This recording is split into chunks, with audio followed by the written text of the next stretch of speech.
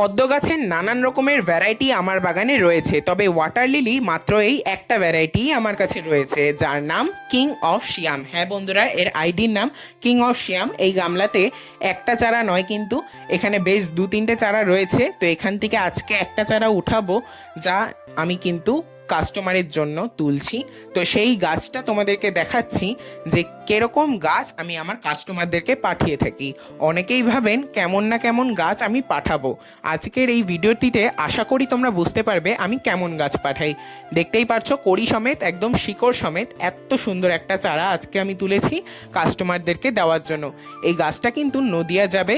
তো এই শাপলাটার সাথে কিন্তু আরও দুটো লোটাস টিউবার মানে পদ্মের টিউবারও যাবে। আর কড়ির সংখ্যা তোমরা দেখতে পাচ্ছ, 2-3টে করে কড়ি রয়েছে। তবে এই পার্সেলটা প্যাক করার ভিডিও কিন্তু আমি আমার চ্যানেলে দেব।